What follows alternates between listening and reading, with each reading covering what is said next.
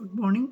അങ്ങനെ ഞാനും നമ്മുടെ എമ്പുരാൻ കണ്ട് ഇരിക്കുകയാണ്. അപ്പം സോഷ്യൽ മീഡിയയിലും യൂട്യൂബിലും ന്യൂസിലും എല്ലാം നിറഞ്ഞു നിൽക്കുന്ന എമ്പുരാനെ കുറിച്ചൊരു റിവ്യൂ ഇട്ടില്ലെങ്കിൽ വളരെ മോശമാണല്ലോ. ഏറെ കാത്തിരുന്ന് തന്നെയാണ് ഞാനും എമ്പുരാൻ കാണാനായിട്ട് പോയത്. ഒരുപാട് റിവ്യൂകളും മറ്റു കാര്യങ്ങളും ഒക്കെ കേട്ടിട്ടാണ് പോയത്.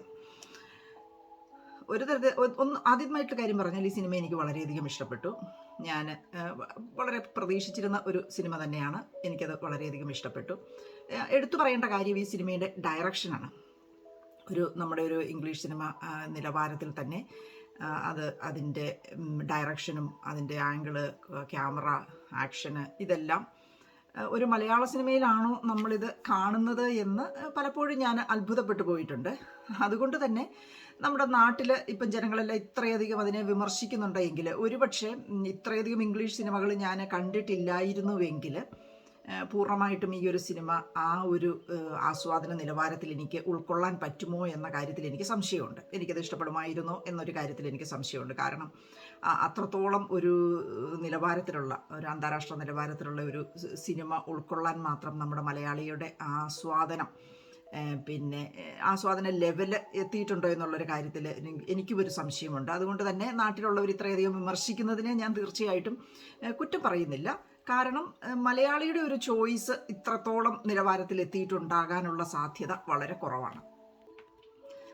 ഇനി രണ്ടാമത്തെ കാര്യം എനിക്ക് പറയാനുള്ളത് എന്താണെന്ന് ചോദിച്ചാൽ, എനിക്ക് ഇഷ്ടപ്പെടാതിരുന്നല്ല, എനിക്കൊരു അഭിപ്രായം എനിക്ക് പറയാനുള്ളത്, ഈ സിനിമയിലൊരു നല്ലൊരു പാട്ടോ അല്ലെങ്കിൽ ഒരു ഡാൻസോ ഇല്ലായിരുന്നു എന്നുള്ളതാണ്.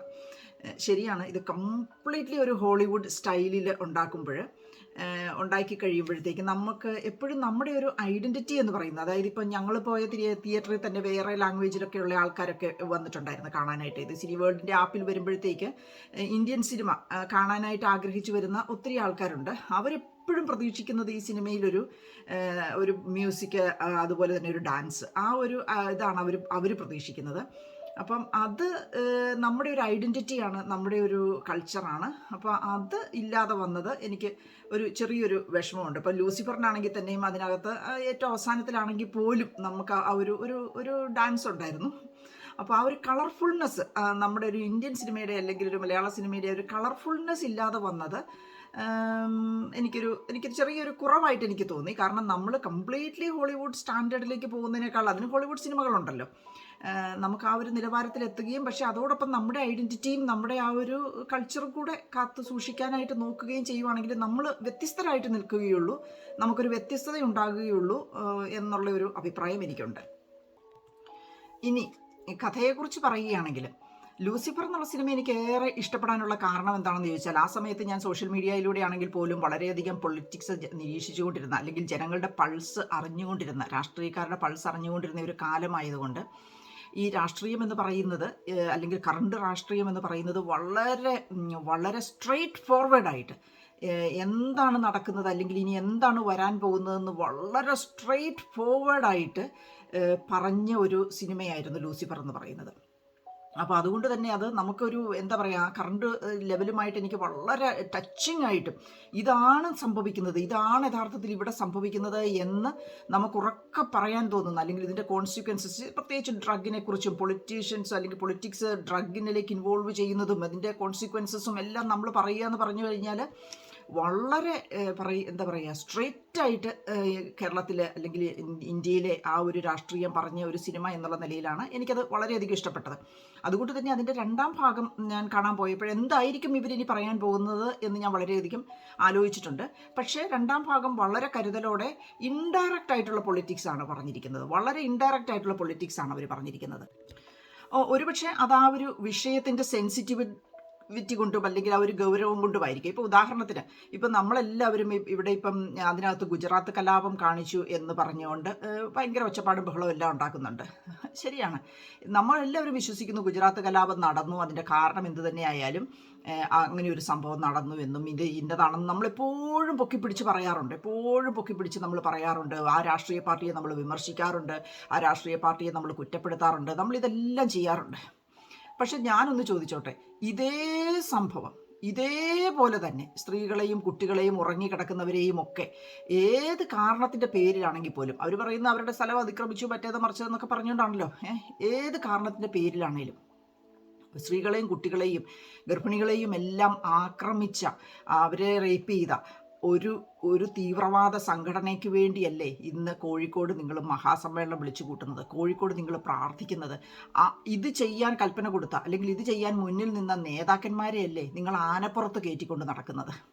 അപ്പം എങ്ങനെയാണ് ഒരു കൂട്ടർ ചെയ്യുമ്പോൾ അത് വലിയൊരു പ്രശ്നവും, നിങ്ങൾ ചെയ്യുമ്പം അല്ലെങ്കിൽ നമ്മൾ ചെയ്യുമ്പം, നിങ്ങൾ ഇപ്പം കേരളത്തിൽ ഇപ്പോൾ പൊളിറ്റീഷ്യൻസ് എല്ലാവരും ഉൾപ്പെടെയാണല്ലോ ചെയ്യുന്നത്, നമ്മൾ ചെയ്യുമ്പോൾ അത് ഗ്ലോറിഫൈ ചെയ്യുക, വേറൊരു രാജ്യത്ത് നടന്നതുകൊണ്ട് അതൊരു തീവ്രവാദമല്ലാതാകുക, ഇങ്ങനെയുള്ള കാര്യങ്ങളൊക്കെ എങ്ങനെയാണ് സംഭവിക്കുന്നത്? ഒന്നുകിൽ നിങ്ങൾ എല്ലാത്തിനെയും ഒരുപോലെ തള്ളി പറയണം, തീവ്രവാദം എന്നതിനെ എല്ലാത്തിനെയും നിങ്ങൾ ഒരുപോലെ തള്ളി പറയണം. ഗുജറാത്ത് കലാപത്തെ തള്ളി പറയുന്ന പോലെ, അല്ലെങ്കിൽ അവരെ നിങ്ങൾ വേണ്ട എന്ന് വെക്കുന്നത് പോലെ തന്നെ ഇസ്രായേലിൽ ഹമാസ് നടത്തിയ ആക്രമണത്തെ നിങ്ങൾ തള്ളി പറയുകയും അത് തീവ്രവാദമാണ് എന്ന് പറയുകയും ചെയ്യണം.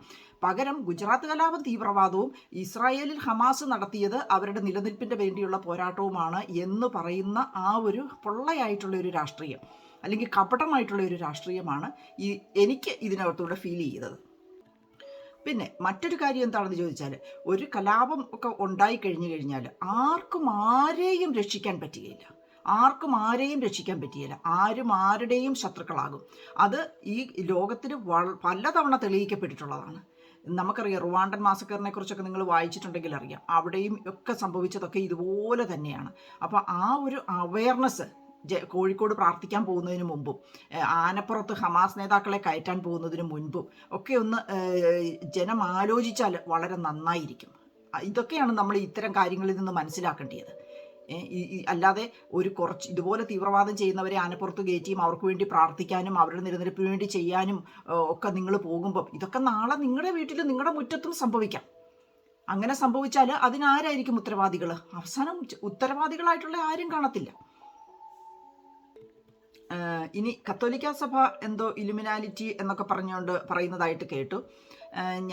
എനിക്ക് സിനിമയിൽ ഇലുമിനാലിറ്റി ഒന്നും കാണാനായിട്ട് സാധിച്ചില്ല, സാത്താനെയും കാണാനായിട്ട് സാധിച്ചില്ല. കാരണം എന്താണെന്ന് ചോദിച്ചാൽ, സാത്താൻ ഇതിലൊക്കെ വളരെ വേഴ്സാണ്, നമ്മൾ ഉദ്ദേശിക്കുന്നതിനേക്കാളൊക്കെ വളരെ വേഴ്സാണ്. അത്രയും വേഴ്സൊന്നുമല്ല, ഇതൊരു ഹ്യൂമൻ, എന്താ പറയുക, വെറും ഒരു ഹ്യൂമൻ ആക്ടിവിറ്റീസ് മാത്രമേ അവിടെ നടന്നിട്ടുള്ളൂ. ചെറിയ സാത്താൻ, എല്ലാവരും പറഞ്ഞ പോലെ ഈ ചെറിയ തെറ്റേ ഇവിടെ വന്നിട്ടുള്ളൂ, വലിയ തെറ്റ് വന്നിട്ടില്ല. ഇനി സാത്താൻ ഇല്ല എന്നൊന്നും ഞാൻ പറയാനായിട്ട് ആളല്ല, ഇലുമിനാറ്റി ഇല്ല എന്ന് ഞാൻ പറയാൻ ആളല്ല. അങ്ങനെയാണ് എങ്കിൽ ഈ സിനിമയിൽ നടന്നതിനെക്കാട്ടിലും വലിയ സാത്താൻ്റെ പ്രവർത്തനം എറണാകുളം അങ്കമാലി അതിരൂപതയിൽ ഞാൻ കണ്ടായിരുന്നു. നിങ്ങൾ ദിവ്യകാരുണ്യത്തിലോ അല്ലെങ്കിൽ ഈശോയിലോ ദിവ്യബലിയിലോ ദൈവത്തിലോ എന്തിലെങ്കിലും വിശ്വസിക്കുന്നുണ്ടെങ്കിൽ, എന്തിലെങ്കിലും ഒരു കടുകും മണിയോളമെങ്കിലും നിങ്ങൾ വിശ്വസിക്കുന്നുണ്ടായിരുന്നു എങ്കിൽ, അച്ഛന്മാരുൾപ്പെടെയല്ലേ അവിടെ ഈ കോപ്രായം എല്ലാം കാണിച്ചു കൂട്ടുന്നത്, അച്ഛന്മാരുൾപ്പെടെ നിങ്ങൾ വിശ്വസിക്കുന്നു ദൈവത്തിൻ്റെ ശക്തിയിലോ അതിലെന്തിലെങ്കിലും നിങ്ങൾ വിശ്വസിക്കുന്നുണ്ട് എങ്കിൽ, എറണാകുളം അങ്കമാലി അതിരൂപതയിൽ ഇങ്ങനത്തെയുള്ള പ്രശ്നങ്ങൾ ഒരിക്കലും ഉണ്ടാകുകയില്ലായിരുന്നു. ദിവ്യബലി അർപ്പിച്ചുകൊണ്ടിരിക്കുന്ന വൈദികനെ നിങ്ങൾ വലിച്ച് എഴച്ച് കൊണ്ടുപോവുകയായിരുന്നു. അതുകൊണ്ട് പൃഥ്വിരാജ് സുകുമാരൻ്റെ സിനിമയിലൊന്നും ഇലുമിനാലിറ്റിയോ ഇല്ല, സാത്താനും ഇല്ല. അതിലും വലിയ സാത്താനും അതിൻ്റെ കളികളും ഒക്കെ നടക്കുന്നത് നമ്മുടെയൊക്കെ ഓരോരുത്തരുടെയും ഇടയിൽ, നമ്മുടെയൊക്കെ ഓരോരുത്തരുടെയും മനസ്സിൽ, നമ്മുടെയൊക്കെ ഓരോരുത്തരുടെയും ചിന്തകളിലാണ്. അതുകൊണ്ട് നല്ല നിലവാരത്തിലുള്ള, നല്ല സ്റ്റാൻഡേർഡായിട്ടുള്ള, നല്ല ഡയറക്ഷനൊക്കെയുള്ള, എന്താ പറയുക, നമ്മളിപ്പം എനിക്ക് ഭയങ്കര ഒരു അത്ഭുതം തോന്നിയത് എന്താണെന്ന് ചോദിച്ചാൽ, ഞാൻ ഈ ഇംഗ്ലീഷ് സിനിമകളൊക്കെ ഈ തിയേറ്ററിൽ ഇരുന്ന് ഒരുപാട് കണ്ടിരുന്നപ്പോഴത്തേക്ക് ഞാനിങ്ങനെ കണ്ണ് തള്ളിയിരുന്നിട്ട് വാട്ട് ദ എഫ് എന്ന് പറഞ്ഞുകൊണ്ട് കണ്ട ഒരു സീനുകൾ, അല്ലെങ്കിൽ കണ്ട ഒരു സംഭവങ്ങൾ, ഇതെല്ലാം നമ്മൾ മലയാള സിനിമയിൽ അത് കാണുമ്പോഴത്തേക്ക് നമുക്ക് ആ ഒരു, എന്താ പറയുക, ഒരു ഡയറക്ഷൻ, ആക്ടിങ്, ഇതൊക്കെ ശരിക്കും പറഞ്ഞാൽ ഇത് പൃഥ്വിരാജ് ചെയ്തത് തന്നെയാണോ എന്ന് എനിക്ക് ഭയങ്കര ഒരു അതിശയം തന്നെയാണ്. ആ ഒരു സർപ്രൈസ് തന്നെയായിരിക്കും മലയാളികളുടെ വിമർശനത്തിന് പിന്നിലും എന്ന് ഞാൻ കരുതുന്നു. കാണുക. പിന്നെ നിങ്ങൾ ഉദ്ദേശിക്കുന്ന ഒരു ഫലം, അല്ലെങ്കിൽ ഉദ്ദേശിക്കുന്ന ഒരു എൻജോയ്മെൻറ്റ് കിട്ടുമോ എന്ന് എനിക്കറിയില്ല. But I enjoyed it. ഞാനിനി ഒരു പ്രാവശ്യം കൂടെ കാണാൻ പോകുന്നുണ്ട്. സാറ്റർഡേ ഒരു റിലീസുണ്ട് എൻ്റെ ഐക്യദാർഢ്യം പ്രകടിപ്പിക്കാനായിട്ടും, അതുപോലെ തന്നെ ഒന്നുകൂടെ ഒന്ന് കാണാനായിട്ടും. തിയേറ്ററിൽ പോകുന്ന ഒരു തിയേറ്റർ ഇഫക്റ്റാണ് ഇതിൽ ഏറ്റവും നല്ലത്. ഞാൻ വീണ്ടും പോകുന്നുണ്ട്. Thank you so much.